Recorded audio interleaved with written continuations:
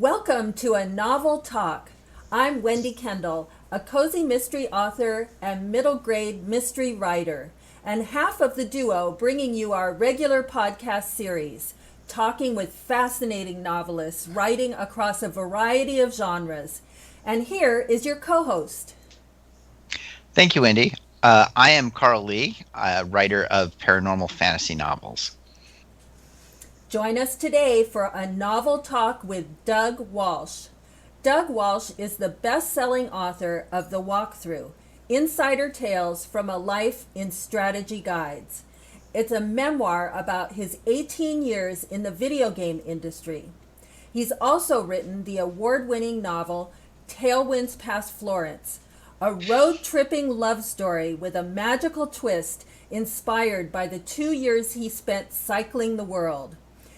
These books are available at all major retailers in paperback, ebook, and audio. So now I'm going to get in gear and welcome to A Novel Talk, Doug Walsh. Thank you, Wendy. Thank you, Carl. It's really nice to be on your podcast. I've enjoyed your prior interviews, and I have to say it's quite a treat to be a guest on the show. Thank you. Well, thank you for joining us. Your description of riding and camping seemed very firsthand. Do you use your own bike touring experiences in this story? Yeah, actually, the novel was directly inspired by the 2 years my wife and I spent traveling from Seattle to Singapore by bicycle and ship, no airplanes. And when I set out on that trip, this is March of 2014, and we went across North America and then through Europe and so on. I was originally intending to write a travel memoir.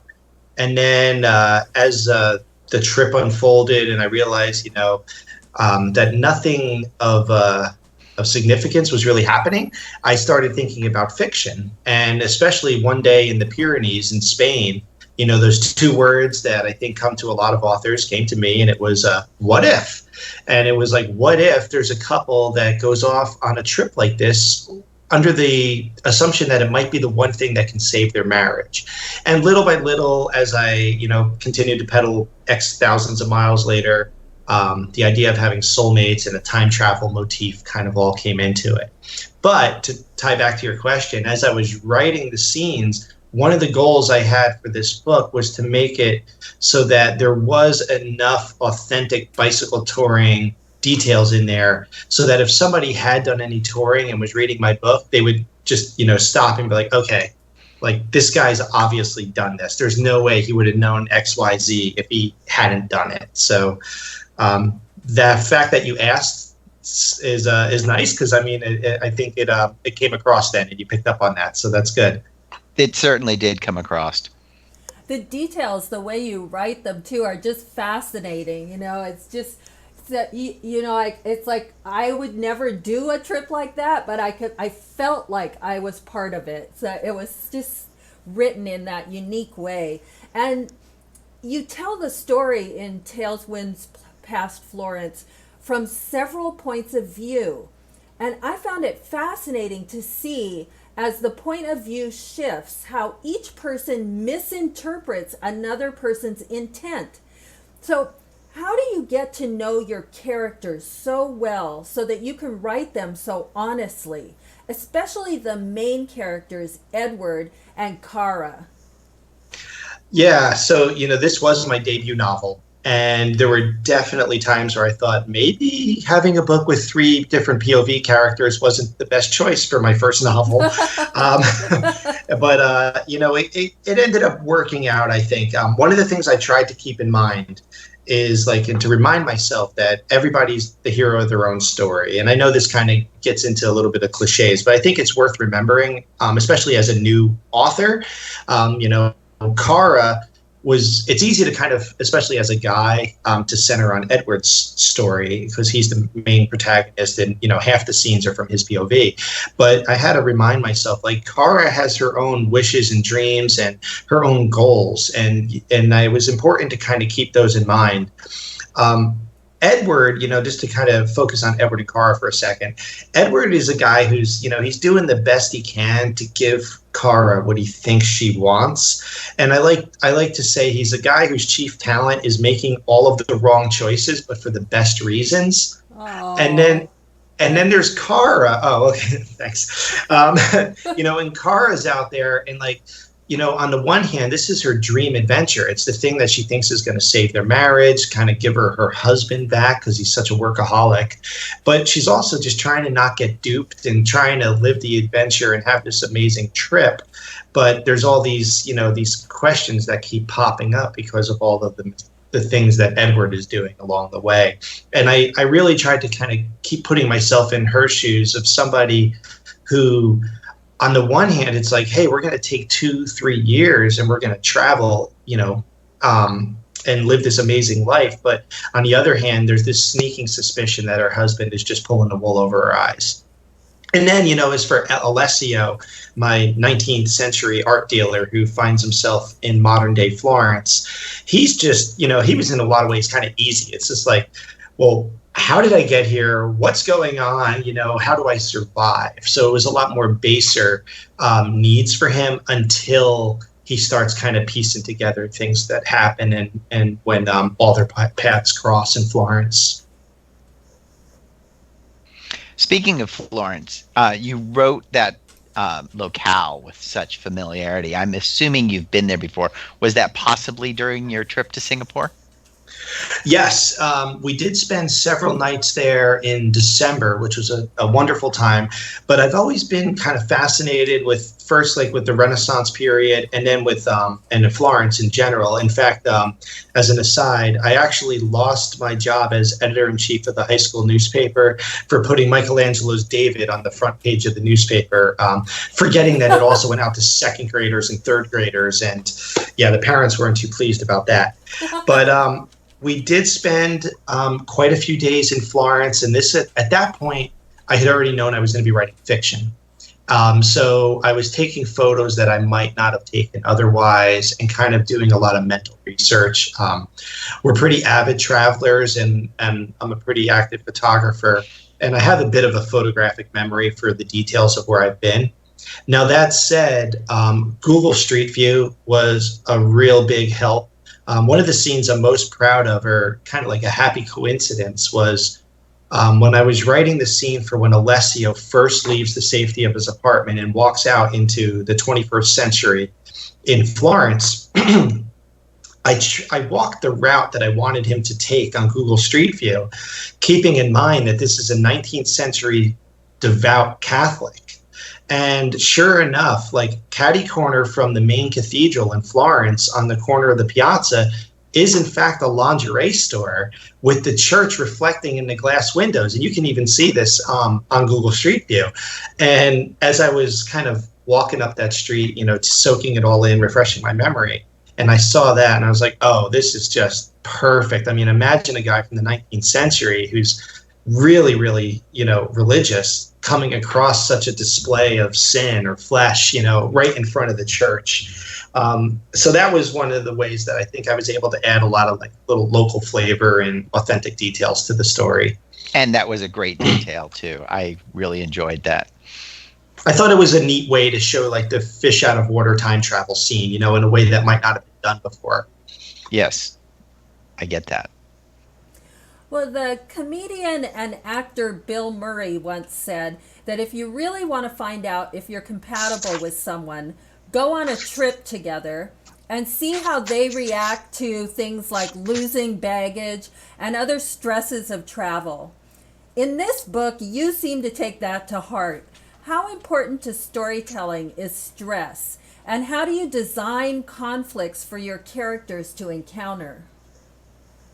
Well, stepping away from Tailwinds for just a second, I'm 99% done outlining my next novel.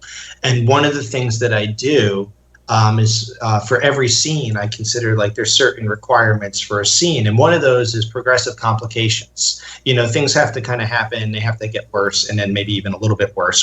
And it doesn't mean like it has to be over the top, like guns and fire and explosions. It could just be like, oh, you stubbed your toe and then, you recover from that, bang your head, just to use an example off the top of my head. So I do think that is critical. I think the scenes have to have a little bit of conflict or a little bit of stress. For this story, for a couple whose marriage is on the rocks and they're out on this adventure, this bicycle adventure, finding sources of stress and conflict was easy. My wife and I have been married for 22 years. Never in those years did we curse at each other more than during that bicycle tour. I can guarantee you that. 24/7 together on the road in all weather, living out of either a tent or a tiny motel room. Things get stressful. It's kind of like that's when, people stop being polite, start being real kind of thing.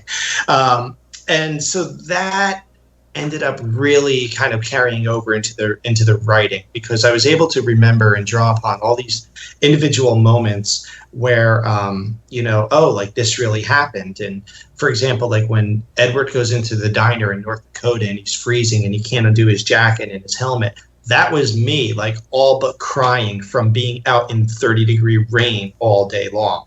Or when Kara falls, can't unclip her pedal and falls into the open window of a Honda Civic in Montreal. That actually happened. My wife did that. I wish my imagination was good enough to dream that one up, but that actually happened. So I have all of these sources of stress or conflict to kind of pull from. And then when it gets into, dealing with the time travel elements and, the other characters like Hiramasu or even Jean Benak, that was just imagination kind of filling in the gaps for me. Well, quite an imagination too. In your book, in this book, you use color so vividly. I mean, very specific colors like saffron lace and cerulean blue. There was a lot of blue in the book. Do you have an art or a design background, or is that just you got a Pantone wheel and found a color you liked? It's I've always kind of been equally talented, I believe slightly talented on both left and right side of my brain. I have a science background, college, grad school, all in the sciences, but I always wanted to be an artist. I think it was, ever since I had my first box of Crayola colors. And funny story is that the cerulean blue is actually a Crayola color from way back in the 50s. And I believe they discontinued it for a while. And now it's, since the 90s, it's just called cerulean. They dropped the blue. But I've always kind of, I've had an attraction to the visual arts, to interior design. I guess like this, the softer skills over there. Unfortunately, I have no artistic talent, so writing is where I channel those energies. As for saffron lace and any other colors, I think there was like some emerald this or that at one point.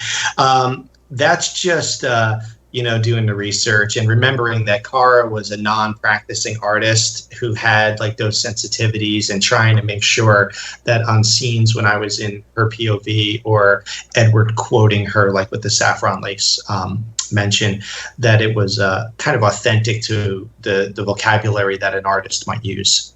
And it definitely was. Great.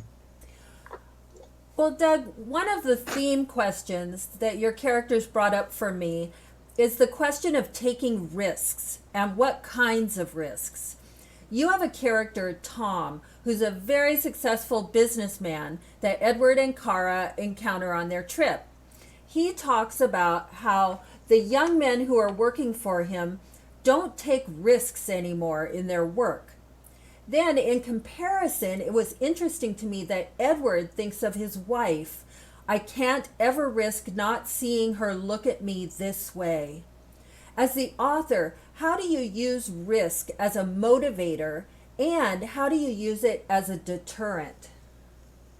Oh, that's a really good question. It's fun to talk about Tom.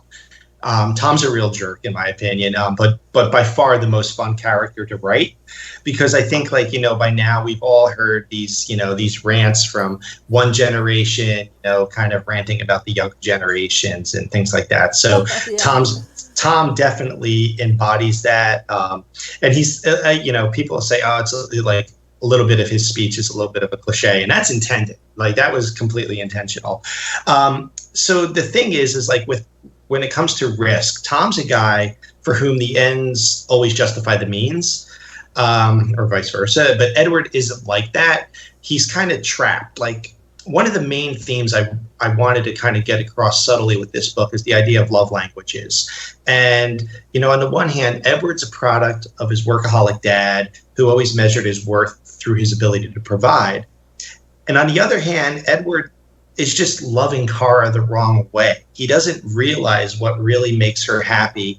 Instead of listening to her or picking up the cues, he's kind of projecting onto her. I think there's a mention of, he thinks she's all like champagne and caviar, and she's like, man, I'm a bussin' burrito. That's fine too. Yeah. I forget what it exactly was, something like that. Yeah. And so when it comes back to the risk, he doesn't. It's really kind of hard to say because he doesn't know the mistake. Like, he doesn't know the mistakes he's making. He's risking her short-term disappointment for their long-term security, not realizing that she's like, if you don't please me short-term, there is no long-term, because he doesn't see that. But little by little, he kind of learns the errors of his ways, and then ultimately, takes the ultimate risk on her behalf. So that was kind of an evolution of his character. And then I think there's an element of risk just in what they wanted to do. Like Kara, I think just by suggesting, hey, let's sell everything we own and bicycle around the world, there's a certain amount of like throw caution to the wind, just like in her character, in her nature. And I hope that came across. Oh, definitely. Yes.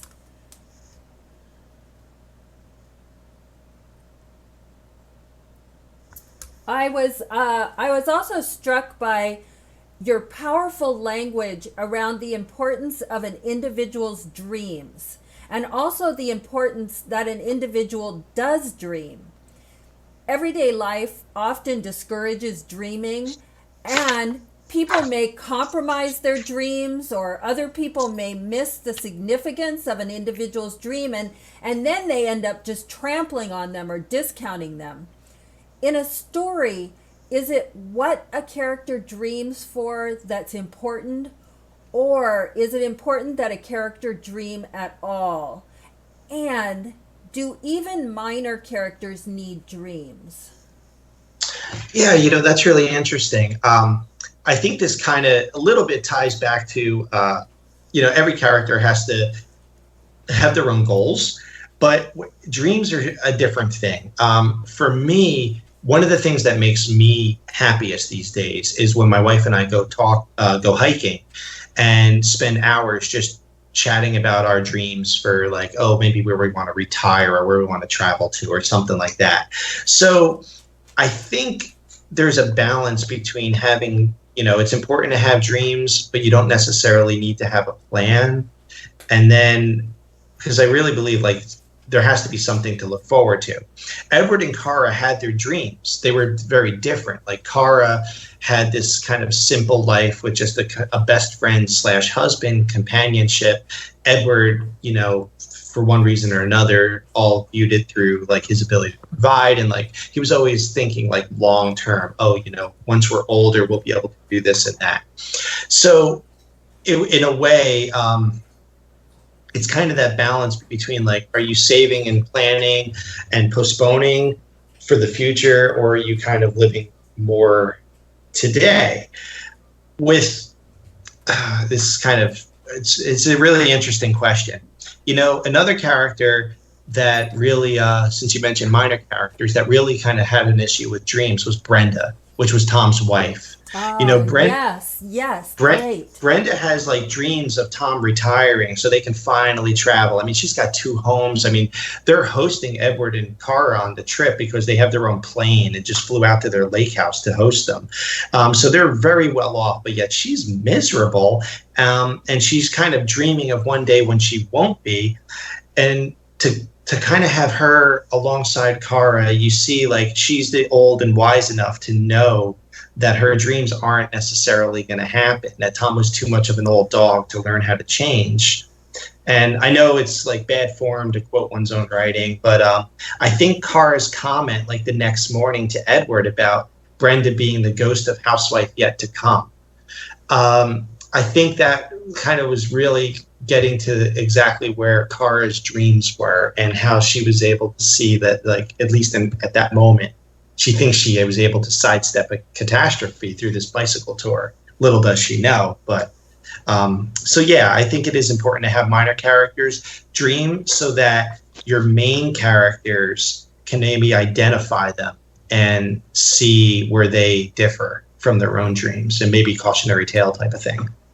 When our listeners read your book, they are in for such a treat. And the part with Brenda and Tom, it's just so pivotal to what happens. It's just it's so well done. You listeners, you're in for a real treat when you read this.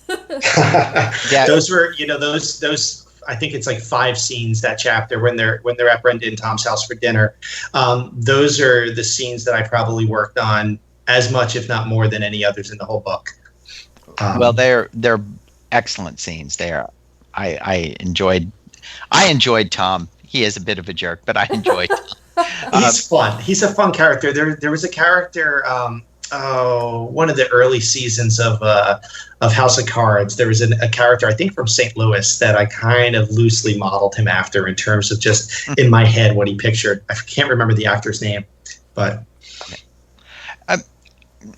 Doug, when you were describing people from the past versus Edward and the people in the present, you compared them, and Edward and Kara are both fairly fit people by our standards, but they didn't seem as fit as the people that you brought in from the past. What prompted that comparison? Oh, that's Say interesting. something. Yeah, that's interesting. I actually, you know what, if that was what you read on the page, then it was by accident, because that wasn't something I set out to do. I know I had some scenes where Alessio is kind of seeing himself and how he's changed, and he is a little bit fit, but I in my mind it was more of I was kind of old and squishy, and now I'm like a young, hungry, like, and I kind of, if they came across as like particularly thin or fit, it was, especially for Alessio, I just tried to imagine him as being really malnourished. As for Jean Benac, and the Blackfoot Indian from the early in the book, it was more of a function of what those guys' likely lifestyles were, especially for Jean Benac. He was a French Canadian voyager, spending up to 16 hours a day in a canoe just paddling. So yeah, I think he would have research shows that those guys were pretty broad-chested, big-shouldered, big-armed, really strong. Edward and Kara, they're in their mid to late 20s, and they've been bicycling, across North America. And I knew myself, I lost over 20 pounds going from Alki Beach to Acadia National Park and then down to New Jersey. And that was primarily on a diet of Twizzlers and Pringles. So, so health food. Yeah, so health food and beer, plenty of beer. But Kara and Edward, their fitness was more just because of this trip that they're doing. Mm-hmm. Okay. Doug, I'm really curious, did your work in the video game industry influence or teach you anything about writing fiction? And then also, would you tell our listeners about your newest book too, the walkthrough, Insider Tales from a Life and Strategy Guides, that launched May of this year? But first, what did that time in the video game industry teach you about fiction? Despite me having affectionately referred to these strategy guides that I wrote as travel guides to fictitious places, the short answer is absolutely nothing. 9 or 10 years ago, I got an idea for the novel I'm finally writing now, and I did the most cliched thing ever. I went and rented a cabin in the mountains for a couple days, and I brought a case of instant ramen and a case of coffee and my laptop. And after a day or two, I realized I knew absolutely nothing about writing a novel or writing fiction even.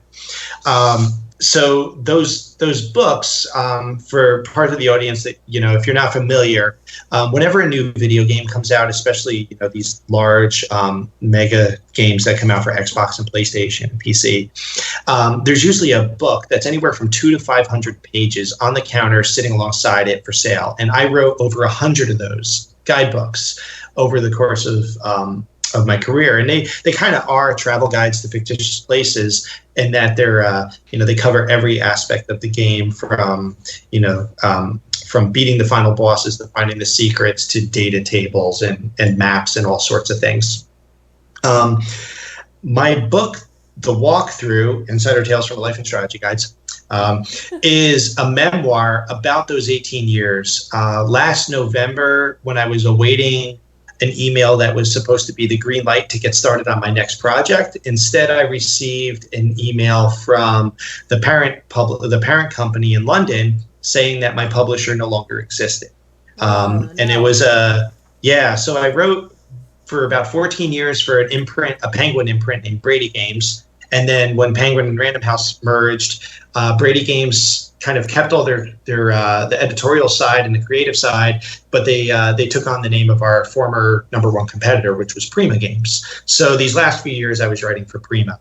The memoir, The Walkthrough, is looking back at those 18 years. A lot of fun anecdotes I had. I probably spent time at like 15 or 20 of the biggest game developers in the country. And, I got to see everything from like the PS1, the PlayStation 1 back in 2000, all the way up through the Nintendo Switch of just last year with the books I was writing. And it was a really fun book to write. It was one I always wanted to write. In fact, the table of contents for that book has literally been in a drawer on my desk for 10 years. Oh. And I was just waiting for the right time to do it. And then that email came that said, hey, this job you've had for 18 years, not only do you not have that job anymore, but that industry doesn't exist anymore. It just got like snuffed out. So that night was sad. And then I woke up the next day, and kind of as a form of therapy, I just got to work writing that memoir. And that was last November, and the book came out this May. I mean, it's not the hugest book. It's only about 150 pages. But it's a real fun read. The response to it has just been overwhelming from gamers who grew up with these guidebooks, collecting these guidebooks. One reader sent me a photo of him from 2003 when he was 9 years old with a copy of my Enter the Matrix guidebook. His parents took a photo of him with that book because he would go everywhere with it. And he still had it all these years later and sent it to me. So it's been really, really neat to see the response to it. Wow, yeah, that's really touching, actually. That's neat. Yeah. It's sad because those strategy guides, nowadays, video games is more popular than ever before. But everything is digital. We buy our games digitally, download them. Other than the controller that you hold, those strategy guides were the only tangible aspect of the hobby. Is the only thing that gave your hobby heft that you could put on a shelf and actually admire. And it's really sad for me to see them go away. Yeah. Well, we have several at our house. Do you know what games they are by chance? For what games? Not off the top of my head. Okay. I've written everything from like all the Gears of War and BioShocks. I did some Halo, Zelda, Mario Odyssey. Yeah, we have several Zelda strategy guides. So you might have one of mine. My sons have them. I know that. Well, I was wondering, would you treat us and our listeners to a reading from one of your books? Yeah, absolutely. I'll do a short reading from Tailwinds Past Florence. And this is actually an interesting scene. It's from Kara's point of view. And it takes place the morning after she discovered one of Edward's many secrets. So here it is. She recalled the night at the American Legion, as she did every day since learning he'd been fired. She never saw Edward look as angry as he did when telling that story.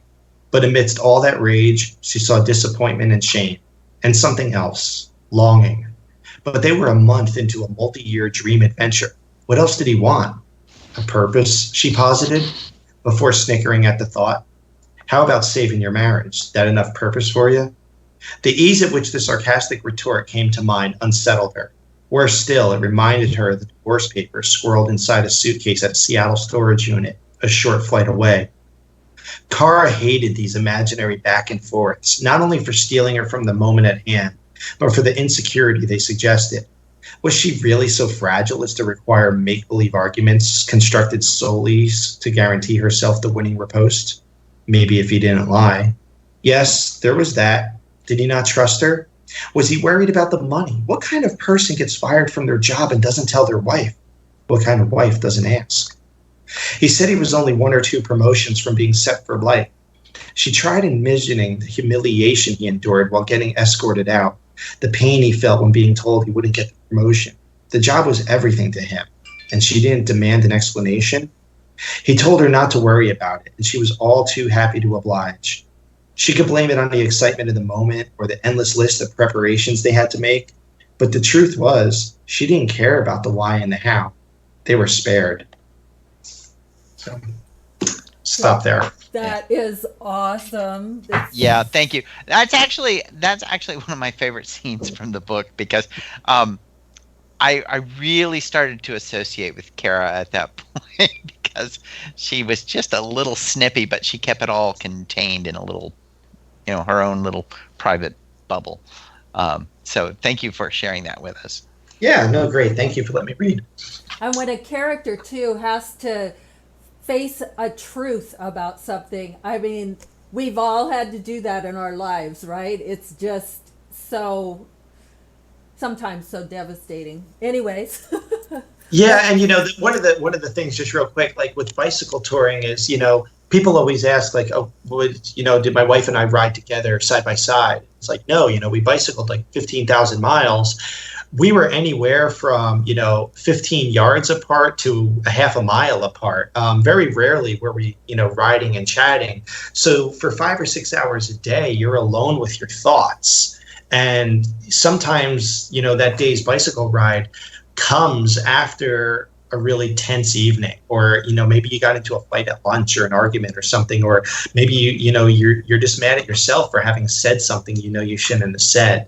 So I wanted to try and get that across, but at the same time, in fiction, one of the rules is you don't want to have a character alone with their head too often because it gets boring for the reader. So there was a balance to that, and it took a lot of revising.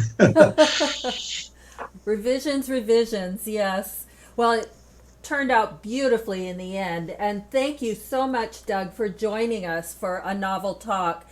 You really took me for a ride with Tailwinds Past Florence. Before we say goodbye, I wanted to encourage our listeners again to visit your really fun site at dougwalsh.com with information on traveling and books and anecdotes, and also information on your speaking engagements. And Carl and I will both see you at the Pacific Northwest Writers Association conference in September. You're speaking on strategies for a book release. And I'm also going to be speaking there on a dialogue about dialogue. And this winter, you're speaking in Bellingham at the Whatcom Writers about letting your travel inspire your fiction. And you certainly do that. Oh, that's great. Thank you. And Carl, I look forward to meeting you in person and to seeing you again, Wendy. I really look forward to that. This was a lot of fun. I really enjoy you having me on. And I have to say, the two of you have come up with the most insightful and thoughtful questions of any of the questions I've been asked since the book released back in January. And I really appreciate that. Thank you. Then, yeah.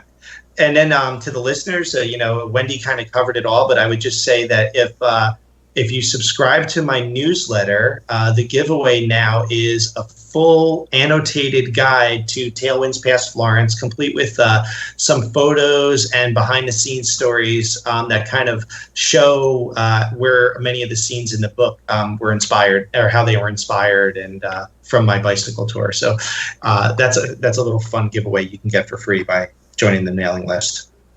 Fantastic. Thank you. Thanks. Listeners, see the advantages that you get when you listen to a novel talk. Thanks, Doug. And Yeah. thank you, listeners, for joining us, Carl Lee and Wendy Kendall, for a novel talk.